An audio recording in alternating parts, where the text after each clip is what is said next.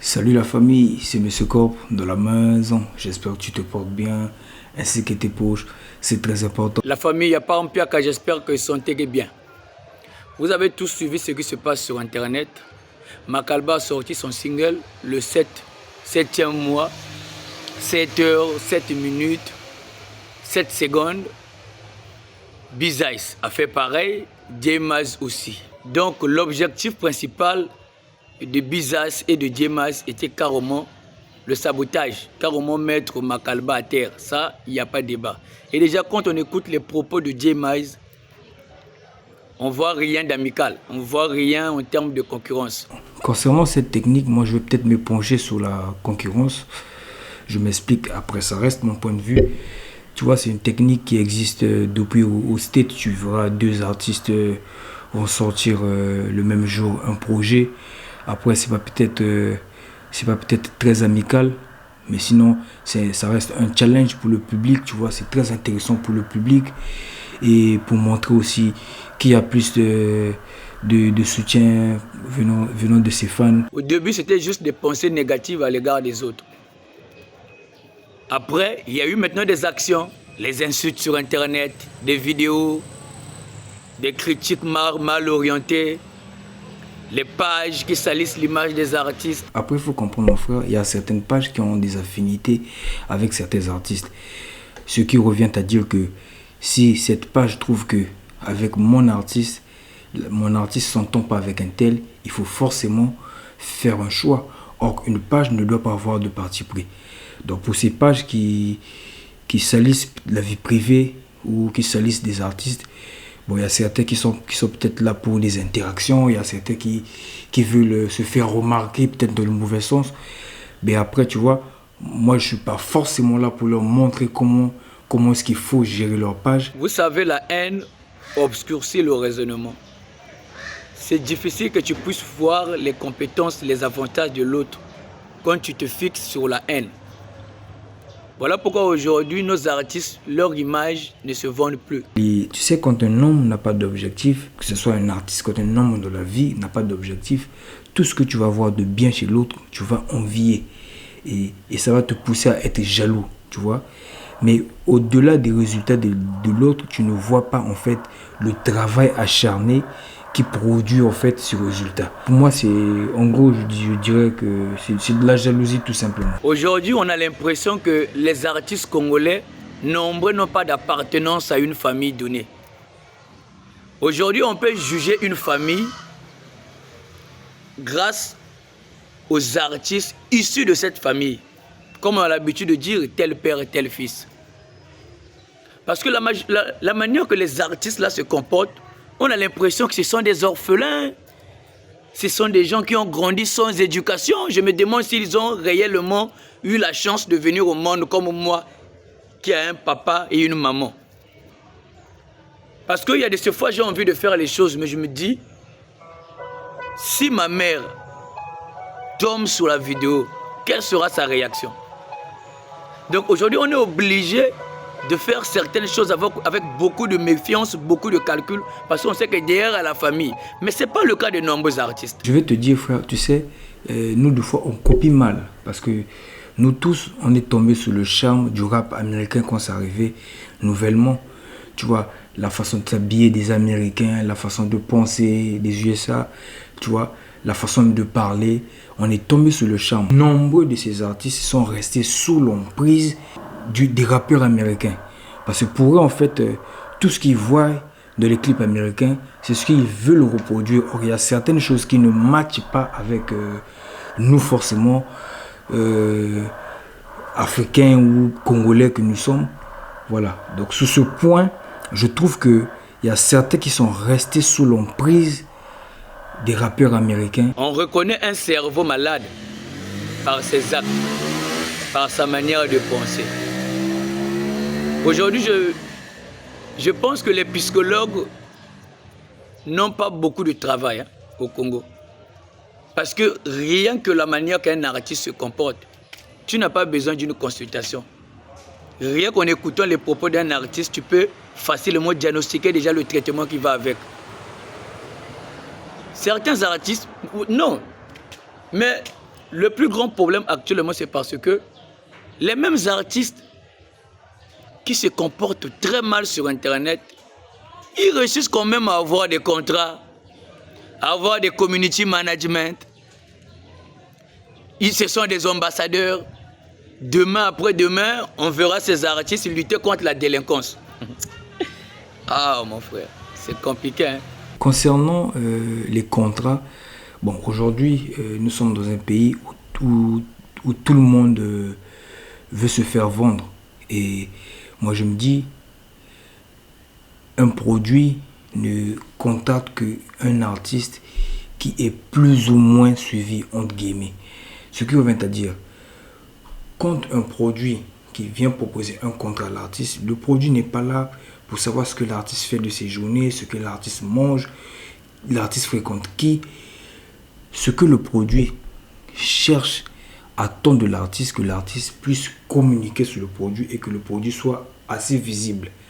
Tu vois, et des produits ont des objectifs à atteindre et pour eux, ils se disent, bon, si avec tel artiste, on peut atteindre une certaine fanbase, mais pourquoi pas se rapprocher de l'artiste. Donc concernant le contrat, ben, je me dis, c'est pas forcément la faute des entreprises parce que eux ils sont aussi à la quête de visibilité. Comment voulez-vous qu'un artiste lui-même puisse prendre conscience de ses actes, puisse modérer son comportement si, malgré tout ce qu'il fait de négatif, il a de la popularité, il a des contrats, il est ambassadeur quelque part. Mais ça empêche aux artistes congolais de fournir des efforts mentaux.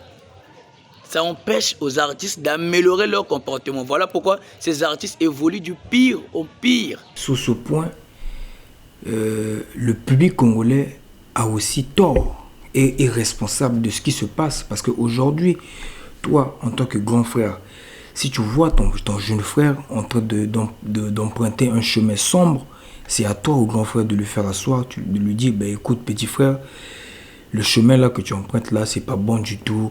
Regarde ce qui peut t'arriver de mal. Regarde. Donc, essaie de réfléchir. Quand un artiste est dans une idiotie, mais le public acclame, qu'est-ce qui va se passer? Je viens pour insulter. Les gens m'acclament. Les gens m'acceptent. Les gens me payent encore. Mais frérot, je vais continuer à insister jusqu'à ce que je vais même créer des insultes. C'est ce qui se passe. Aujourd'hui, quand un artiste essaie de dérailler, mais tu verras le public congolais est content, le public congolais acclame, et même il y a des pages qui soutiennent tout ça, qui partagent matin, midi, soir. Mais au bout d'un moment, l'artiste, qu'est-ce qu'il va faire? Il va dire quoi? Ça, c'est une meilleure formule. Parce qu'il s'agit de ça. Donc le public congolais a aussi une grande part de responsabilité là-dedans. Parce que l'artiste, à quel moment il se rend compte que c'est pas bien? Quand on le fait asseoir, on le fait comprendre que toi, ça, c'est pas bon. Aujourd'hui, si tu es un voleur, le jour qu'on va t'attraper, tu es en face d'un juge ou en face d'un procureur, tu comprendras que ce que tu fais, c'est pas bon. Mais si pendant que tu voles, même quand on t'attrape, on te laisse encore partir, on ne t'emmène pas à la police, mais frérot, tu vas te dire quoi? Que ce que je fais, c'est naturel, c'est beau, c'est joli, les gens aiment ça. Les gens aiment que je sois voleur, mais tu vas continuer à être voleur. Aujourd'hui, les gens pensent que le criminel, c'est seulement celui qui prend une arme, qui assassine les gens, un voleur, un brigand. Mais il y a beaucoup des artistes qui sont des criminels, qui méritent la sentence, qui méritent d'être jugés. Ne blaguez pas avec un travail artistique. Hein. Créer des œuvres, ça demande de la réflexion. Quand on voit l'œuvre d'un artiste, derrière se cachent des inspirations, financement, de la santé, un avenir. Donc le sabotage est un crime. C'est au même pied d'égalité qu'un voleur. C'est au même pied d'égalité qu'un assassin. C'est de la délinquance culturelle. Ce que nous sommes en train de vivre, c'est une forme de délinquance culturelle. Mais aujourd'hui, il n'y a plus de censure. Parce qu'auparavant, avant de sortir un morceau, il y avait quand même des brigades de censure qui doivent vérifier est-ce que ça cadre avec la moralité, est-ce que ça véhicule un bon message. Aujourd'hui, les artistes insultent les gens facilement, dénigrent le travail des gens facilement. Même pas des critiques, mais des insultes directes. Le sabotage est un crime. Seule une personne qui ne fournit pas les efforts peut saboter le travail de l'autre. Ouais, si tu connais la souffrance qui se cache derrière la production des œuvres, tu ne peux pas faire un sabotage parce que tu ne vas jamais supporter cela. Le morceau de Djemaz, quand j'ai parmi les 3 morceaux, le morceau de Makalba, de Bizaïs et de Djemaz, mais Djemaz a fait un travail de malade. C'est un artiste dont je ne voyais pas, en fait, je ne connaissais pas ses compétences. Moi, le premier morceau que j'ai écouté de Djemaz, c'est le morceau là où il a chanté, un morceau, je sais pas, j'ai oublié le titre. Ça ne m'a pas vraiment trop intéressé. Mais le morceau là qui vient de sortir, le clash qu'il a fait là, Rest in Peace. Technique de malade, flow, un texte, un bon projet, mais avec quel état d'esprit? Nuire à Makalba. Ah, vraiment. Et effectivement, le morceau de Djemaz, c'est un très bon morceau. Déjà, j'ai été surpris parce que Djemaz, moi, je le connais en tant que réalisateur, déjà un bon réalisateur. Boussa Fou Squad, c'est-à-dire que c'est l'un des anciens labels du pays. J'étais surpris d'écouter un très bon son. Il a bien rappé. Après, ça reste du clash que je ne consomme pas forcément, mais ça m'a poussé à aller écouter ce qu'il a fait avant. C'est-à-dire que j'ai été surpris de tomber sur sa mixtape. Il a fait une mixtape en anglais que j'ai bien apprécié. Mon frère, tu sabotes un joli projet comme ça. Même moi, je pouvais mettre ma main. Ton projet là, c'est un lourd projet. Mais ce qui dit ton projet, c'est l'esprit qui incarne ton projet. Donc pour vous, Makalba, c'est un jeu. Mais Makalba, ce n'est même pas le sommet du rap congolais. Ah, vraiment. Moi, je me demande, qu'est-ce que vous voyez chez Makalba que... Moi aussi, je suis un rappeur, franchement. Que je parle d'abord en tant que rappeur. Moi, quand j'écoute Makalba, pour moi, c'est un artiste qui se débrouille. Non. Moi, je vois rien d'exceptionnel sur le grand côté artistique. En dehors de ses compétences au management et au marketing. Mais sur le plan artistique, pour moi, Makalba, c'est comme Bizaïs, c'est comme Nixozai, c'est comme Kekolos. Il n'y a rien d'exceptionnel dans son travail artistique. Mais d'où vient cette motivation? Aujourd'hui, je me rends compte que les artistes ne voient pas ce que je vois. Je vous dis, on a la chance, en 2023, le Congo est parmi les pays qui montent en flèche musicalement. Le Congo est dans des tendances, parce qu'aujourd'hui, on ne va pas se mentir, grâce à la danse Mopacho, le Congo est en train de revenir petit à petit. On n'est même pas encore arrivé. Mais grâce à vos guerres-là, facilement vous allez passer à côté. Parce que, s'il faut le dire, si Mopacho passe, frérot, c'est pas maintenant qu'on va créer encore une danse qui aura l'impact de Mopacho. Parce qu'il y a certaines choses qui arrivent peut-être une fois en 10 ans, peut-être une fois en 20 ans. Mais là, je me rends compte, il y a certains artistes qui ne font pas attention. Aujourd'hui, Mopacho est en train de faire le tour du monde, le Nigeria, partout où vous voulez. Mais ces mêmes artistes ne se rendent pas encore compte, raison pour laquelle même, quand un artiste congolais arrive à atteindre 1 million, c'est la fête de partout. Moi, je me dis, mais tu fais la fête pourquoi? C'est comme si toi, tu vas au boulot, tu es surpris qu'on puisse te payer. C'est-à-dire que tu as travaillé du 1er au 30. Le jour qu'on te donne ton enveloppe, ton salaire, tu es surpris. On m'a payé. Mais c'est ton travail, il faut qu'on te paye. Donc, quand tu fais un travail de qualité, si tu es suivi, si tu as des fans partout dans le monde, effectivement, tu vas faire des millions de vues. Mais pour vous, c'est maintenant un objectif totalement bête. Excusez-moi pour le terme. Et du coup, ça vous aveugle et vous passez à côté des objectifs, à côté des priorités. Il y a qu'on a ça, bim, on a caché. Mais vraiment, il est bien les manas humanistes, quand il me humaniste Makalba quoi. Non, que je reviens déjà en force et en puissance. Dis-moi, ton morceau là, c'est un morceau de malade. Quand j'ai écouté ton morceau, c'est à la hauteur de Kendrick Lamar. C'est à la hauteur de Kanye West.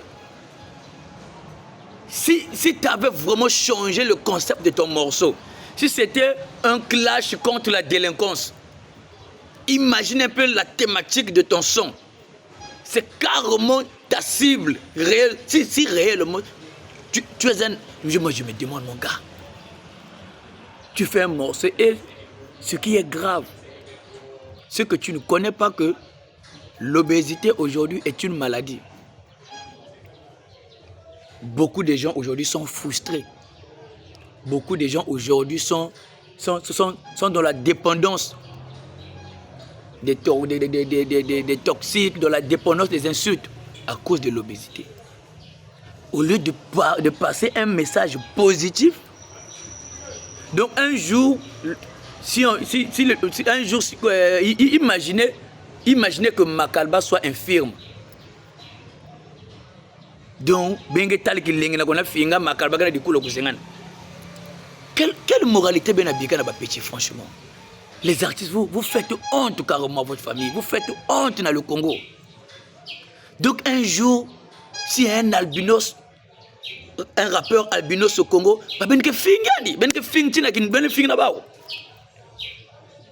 rappeur à Masoko, rappeur à Liboumou, mon frère. Est-ce que vraiment par rapport à ton âge, par rapport à ta vision, tu penses que c'est positif?